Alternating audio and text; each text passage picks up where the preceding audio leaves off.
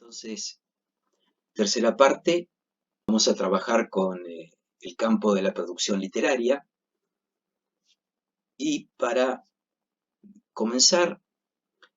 voy a citar a Howard Mumford Jones, un teórico de la literatura que en 1948 escribió una de estas teorías de la literatura estadounidense, de las cuales hay varias. Este autor es importante y bueno, lo voy a dividir en dos partes. Empiezo por esta. La historia de la literatura de los Estados Unidos es un singular experimento de laboratorio. Los colonizadores de habla inglesa llegan a América, hijos de las tradiciones intelectuales y literarias británicas. En el Nuevo Mundo, ellos y sus descendientes desarrollan una cultura primero colonial, luego regional y finalmente nacional. Y aquí tenemos entonces las regiones culturales. La región noreste, lo que también se habla mucho de Nueva Inglaterra, que tuvo una impronta cultural, institucional, educativa, filosófica, literaria, etcétera, muy importante en lo que es el Medio Oeste, y a través del Medio Oeste, en el lejano oeste o el oeste medio, con justamente la impronta puritana y un montón de cuestiones actuales que van a ser instituciones y culturales y educativas, desde la escuela hasta las universidades, que va a tener mucha influencia en el Medio Oeste y a través de eso también en la zona que, bueno, acá está puesto como frontera, el oeste. Por otro lado tenemos el sur, que hasta 1863 eran estados esclavistas, o sea que ahí hay una diferencia cultural muy importante, tiene una tradición cultural diferente, con visión intelectual diferente, no fue tan influida por Nueva Inglaterra y además tuvo esclavitud, o sea que ahí hay diferencias importantes. Lo que acá es denominado frontera, que es producto entonces del avance de todas estas zonas. La zona del Pacífico, que se desarrolló más o menos independientemente, o sea, no tanto por el avance hacia el oeste, sino que por supuesto al tener puertos y estar conectado por mar, tiene un desarrollo propio y además, bueno, ahí esa zona estuvo colonizada por España, bien llegada de asiáticos, etc. Entonces, estas zonas, estas regiones, es importante que las ubiquen porque en algunos casos de los que vamos a ver de literatura, tiene importancia donde se desarrolla y qué rasgos culturales pueden llegar a estar funcionando. Sigo con el texto de Mumford Jones. Su literatura, que es en parte la expresión verbal de dicha cultura, crece con ellos y es producto de un singular ambiente físico y social, es decir, el continente americano como ambiente físico y social, podemos plantearlo como fundamentado en este experimento republicano democrático que para el momento era muy novedoso y que, bueno, desarrolla una sociedad diferente. De sentimientos nuevos de nacionalismo, de un acendrado respeto por lo que se ha heredado, de curiosidad por el arte y el pensamiento de la Europa continental y eventualmente de Asia, y es también producto de las presiones culturales ejercidas por grupos raciales en constante aumento, los que habiendo llegado con posterioridad sobrepasan en número a los descendientes de los pioneros, y si bien adoptan la lengua de estos y sus libros, sin embargo modifican ambos con miras a satisfacer nuevas necesidades y aspiraciones. Entonces, tenemos continuación de lo que leí antes, esta idea de que la literatura está producida inicialmente por los pioneros y los descendientes en este ambiente y esta sociedad puntual, pero me voy a detener en esto, porque primero, bueno, aclaro algo que creo que ya he dicho, pero que es importante remarcar, que la noción de raza es una noción que fue inventada por la biología del siglo XVIII y también utilizada por pseudociencias, literalmente para considerar al resto de los seres humanos que no fueran blancos europeos, o sea, de Europa del Norte, y estoy hablando de británicos, holandeses,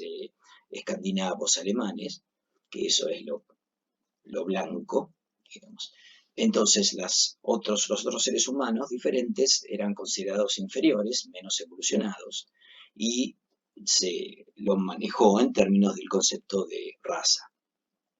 Por supuesto que eso justificaba y legitimaba la colonización y el dominio del resto del mundo. En ahora ciencias como la antropología o la etnología se utiliza más el concepto de etnia, que tiene que ver con rasgos culturales y no biológicos, porque una vez que llegó la genética, se comprobó que el concepto de raza, el concepto de diferencias raciales entre seres humanos, o sea, dentro de la especie humana, es erróneo. No, sí ocurre en especies inferiores como perros, gatos, etcétera, pero no en el ser humano. Las diferencias que tenemos de piel, de estatura, etcétera, son cuestiones de adaptación a los ambientes en los que fueron evolucionando. Y de hecho, toda la humanidad desciende de africanos negros. Ahora, si al leer este texto, hoy por hoy, 2020, leemos grupos raciales, pensaríamos en afroestadounidenses, en chicanos y otros latinos, en nativos y en asiáticos. Pero hay algo que no funciona en esto y es que, primero, los africanos no llegaron, sí llegaron con posterioridad, pero no llegaron, fueron secuestrados de África y entonces justamente es la única población y sus descendientes, la única población original que no fueron a América por su propia voluntad, el resto fueron escapando de situaciones de hambre, de cuestiones económicas, cuestiones políticas, cuestiones religiosas, pero fueron, digamos, por su voluntad. Los afroamericanos, los esclavos africanos, no. Entonces ahí ya, con esa palabra habiendo llegado, ya está dejando ese tema de lado. Segundo, los nativos ya estaban, fueron conquistados y colonizados y siguen estando en estado de colonización. Los chicanos son producto de descendientes de los mexicanos que estaban en la colonia española primero y luego en México, en toda esa zona del sudoeste que ya les mostré, que fue entonces ganada por Estados Unidos en la guerra que termina en 1845 con el Tratado de Guadalupe Hidalgo. Entonces, esos mexicanos ya estaban también. Los asiáticos, como comenté algo recién, están ya en la época de la colonia española en la costa del Pacífico, de modo que van y vienen de China, de modo que es algo que se puede considerar que tampoco llegan con posterioridad. De modo que, ¿quién se está refiriendo con grupos raciales llegados con posterioridad? En realidad, para 1948, todavía estos grupos que acabo de nombrar, estos grupos minoritarios, no habían empezado a producir su literatura. Es decir, los afroamericanos sí, por supuesto, vienen desde la época de la esclavitud, produciendo cultura, una cultura magnífica, en música, en textos, y bueno, ya estaban los relatos de esclavos en ese momento, a mediados del siglo XIX, de modo que sí tenemos una literatura afroamericana original. Así que de nuevo la posterioridad no funciona. Pero en el caso de los otros, de los asiáticos, los nativos y los chicanos y los otros latinos, podemos estar hablando de que empiezan su producción recién en la década del 60, como muy temprano. Por tanto, de nuevo, ¿a qué se está refiriendo con grupos raciales? En realidad, Mumford Jones, para esa época, está pensando en otros ciudadanos europeos, otra gente de Europa, como los irlandeses, italianos, rusos, polacos, los judíos, que sí fueron llegando con posterioridad a los blancos por razones de nuevo, hambruna, por escapar de de la persecución, como en el caso de los judíos, hambruna en el caso de los irlandeses, etcétera. Todas las otras razones que ya di. Pero fíjense que está planteando a esta gente como razas. Y eso era un pensamiento que tenían los blancos estadounidenses en términos de pensar a esta otra gente de Europa que o no son tan blanquitos o tienen pelo oscuro, son considerados inferiores, como los irlandeses por parte de los ingleses. Entonces, lo que él está planteando es que esta gente de Europa vinieron después y, digamos, se alinearon con la literatura blanca original. Y sí, hay casos, digamos, justamente para esta época, 1948, está empezando a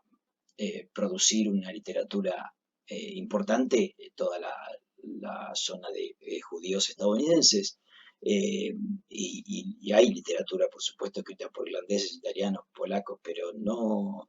son algo que se pueda considerar como diferente de la línea blanca. Entonces acá hay una diferenciación que está haciendo a raíz de una visión un poco distorsionada de la realidad. Primero, vuelvo a aclarar, creo que ya lo dije, pero es importante que el concepto de raza es un concepto biológico que inventó en realidad la biología en el siglo XVIII y fue usado también por otras pseudociencias, que fue inventado puntualmente para marcar el predominio del hombre blanco europeo. Es decir, las otras razas eran menos evolucionadas, por tanto, eso venía bien para la colonización, para justificar, ¿no?, la colonización y el dominio de estos seres humanos inferiores. Pero toda raza no tiene sostén biológico. Una vez que se llegó a la genética, se comprueba que la especie humana no tiene razas al nivel que ocurre en especies inferiores como los perros, los gatos, etc. De modo que las diferencias que tenemos, ¿sí?, color de piel, estatura, etc., son cuestiones de adaptación que se fueron dando a lo largo de la evolución, adaptación a lugares del planeta, y que no tienen nada que ver con diferencias genéticas. La cuestión de raza, en términos más antropológicos o etnográficos, se ha reemplazado por etnia, que tiene que ver no con cuestiones biológicas, sino con cuestiones culturales, y sí hay culturas diferentes. Los que van a producir sí una literatura diferente son justamente estas minorías de las que ya hablé, que van a presentar un cuestionamiento a toda la tradición blanca, o incluso la van a ignorar porque tienen una impronta cultural diferente y que, digamos, no necesitan esa tradición para poder expresarse. Entonces, digamos, tenemos un panorama en realidad bastante diferente de lo que este hombre, en representación de una mirada típica de la época y anterior, tiene de cómo se produce la historia de la literatura estadounidense. Vamos entonces a los objetos de estudio académico en Estados Unidos, es decir, qué fue estudiando a lo largo de la historia colonial y nacional de Estados Unidos las universidades, las casas de altos estudios. En el siglo XVII y XVIII, como en el resto de Occidente, se estudiaba solamente la literatura clásica grecolatina, o sea, todo lo que fuera moderno no era considerado lo suficientemente importante como esta literatura, por tanto no se estudiaba. Pero en el siglo XIX empieza lo que se llamó la filología alemana, y eso produce un interés por las lenguas vernáculas, es decir, por el origen del alemán, pero también por el origen del inglés. Entonces se empieza a estudiar el anglosajón y se empieza a recuperar esa tradición. Por tanto, lo que está escrito en inglés empieza a tener más importancia, y ahí de a poco se empieza a considerar en el siglo XIX la literatura estadounidense, recién a mediados de siglo. Durante entonces la segunda mitad del siglo se crean los departamentos de inglés, donde se estudia literatura en inglés, y puntualmente, sobre todo la literatura inglesa, va a tardar también un montón de tiempo hasta que empiecen a considerar, hasta el siglo XX prácticamente, hasta que empiecen a considerar a la literatura estadounidense en sí. Se funda una asociación muy importante que por supuesto todavía existe, que es la Modern Language Association, en 1883, que todos los años hace congresos y bueno, es algo muy importante en el dominio académico en los Estados Unidos, y van surgiendo las antologías y la crítica académica. En el pasaje del siglo XIX al XX empieza entonces una valorización de la literatura estadounidense.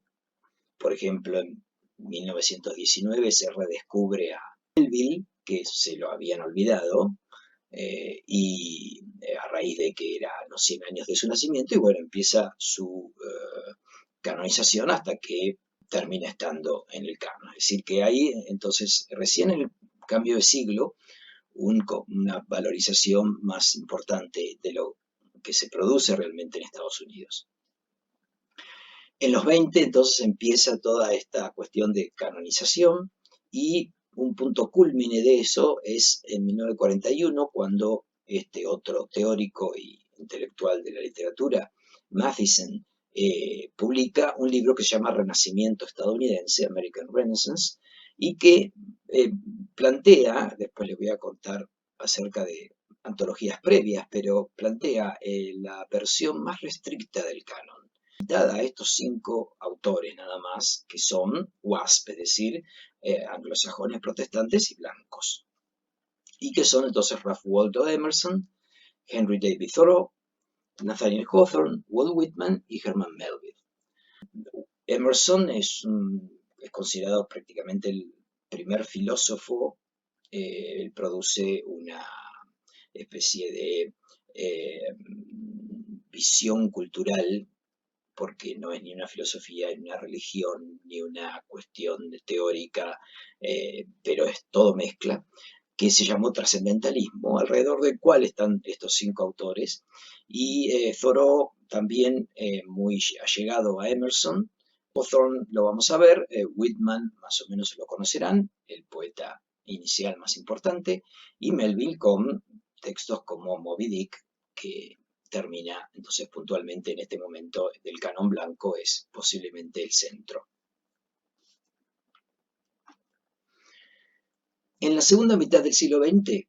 empieza un momento de elaboración teórica sobre la cultura y la literatura estadounidenses muy importante debido a la Guerra Fría y al comunismo. Es decir, Estados Unidos empieza a sentir necesidad de poder definirse con respecto al otro, definir su diferencia cultural, su literatura, etc. De modo que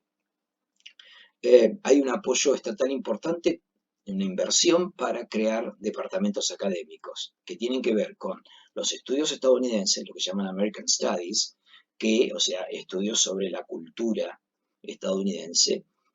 Por otro lado, los departamentos de cultura masiva, como ya dije, la cultura masiva no es considerada literatura, de modo que va aparte, y en inglés se lo denomina Popular Culture. Y también los departamentos de literaturas comparadas, donde se empieza a producir teoría. Finalmente, en los 60 empieza, como comenté, las minorías, es decir, los afroamericanos tratando de luchar por sus derechos civiles, así como el resto, pero en contra de la tremenda segregación y la discriminación que de todas maneras aún sigue. Y los chicanos, los asiáticos, los nativos, ahí empiezan a escribir y producir cultura, es decir, más enfáticamente, con propósitos de visibilidad cultural y de empoderamiento político, es decir, tener representatividad en los ámbitos de poder, al mismo tiempo producen cultura y casos puntuales como los chicanos, digamos, hay todo un aparato editorial puesto al servicio de la cuestión de producir literatura para ser visibilizados en la nación desde el punto de vista cultural y poder entonces apoyar la legitimación de ese poder político. Entonces, con respecto a las características del campo de producción escrita, voy a tomar estos temas. Primero, la idea de producción real. Yo hablo, fíjense, de producción escrita, no de literatura en sí o no, es decir, no utilizo ese término, porque la producción es muy amplia, pero luego va a ser etiquetada desde la academia por cuestiones si es literatura o no, o desde justamente un etiquetado muy importante que es el editorial, en función del mercado y en función de ubicar a los lectores, guiarlos, digamos, en sus gustos y sus necesidades y crearles necesidades también. Por otro lado, entonces, el crecimiento cuantitativo del lectorado, que implica, esto por supuesto ya viene desde bastante antes, porque tiene que ver mucho con los protestantes, que debido a la idea original de Lutero, fue traducir la Biblia al alemán. Por tanto, empiezan las traducciones de la Biblia a los idiomas vernáculos, cosa que antes estaba prohibido, y si la Iglesia Católica no permitía eso, lo que implicó fue que la gente debiera ser educada para que pudiera leer la Biblia, porque lo que implicaba Lutero con su traducción es que la gente pudiera llegar a acceder a las escrituras y de ese modo tener una relación directa con la Biblia como texto y eventualmente con Dios. Por otro lado, el desarrollo y masificación de la imprenta, es decir, más allá de cuándo fue inventada, durante el siglo XVIII y XIX empieza a haber nuevas tecnologías de imprentas más ágiles, más livianas, más prácticas, etc. Gente como Edgar Allan Poe produjo artículos sobre esas cuestiones porque le interesaba, él quería tener su propia revista, nunca lo logró, como muchas otras cosas, de una vida bastante terrible que tuvo, pero la cuestión de cómo la tecnología, y eso pasa en todos los casos, se va abaratando y se va haciendo más práctica, también contribuyó a la producción escrita y a la publicación. Por otro lado, la configuración de un mercado literario, es decir, algo muy puntualmente estadounidense, es decir, desde antes de la nación, desde siempre, digamos, en tanto sistema capitalista y sistema de mercado, la literatura, lo que se escribe, lo que se vende, se publica, pasa por cuestiones de mercado más o menos, más allá de esta división que la academia siempre quiere hacer entre literatura y lo masivo, ¿no? Como que si lo masivo pasa solamente por el mercado y la literatura alta no, todas pasan por el mercado con mayor o menor impronta y con mayor o menor intento de independencia por parte del autor o autora, de modo que el mercado literario es un aspecto fundamental contra el cual, digamos, están luchando los escritores tanto canónicos como los masivos. Entonces también, debido a todo esto, multiplicidad de géneros y formatos, tanto en la literatura alta como en los géneros masivos, y el comienzo de toda la producción de periodismo y la crítica literaria, incluida en diarios y revistas, que va desarrollando también entonces no solo un lugar de recepción de literatura, ¿no? Cuentos, o sea, todos esos textos breves y fue importante en el siglo XIX esta cuestión editorial de revistas y diarios porque llevó a la producción de textos breves. Entonces, los textos breves, los poemas breves, los ensayos, los cuentos, relatos, sketches adquirieron una importancia que va a aumentar a lo largo del siglo XIX y en el XX. Tiene que ver entonces con esta cuestión del mercado de diarios y revistas y se desarrolla dentro de la crítica literaria. Por ejemplo, un caso inicial muy importante es Edgar Allan Poe, que con respecto a los otros críticos literarios que había en el momento, en realidad era muy avanzado, muy riguroso y mucho más parecido a lo que fue después la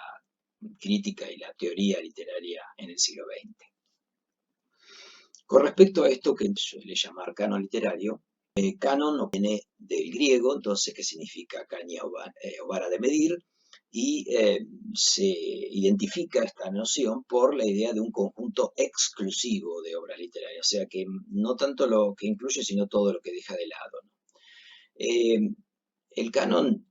funciona como un constructo que, por un lado, es estatal en el canon escolar, es decir, lo que se lee en los colegios secundarios, que si bien hay una muy grande libertad,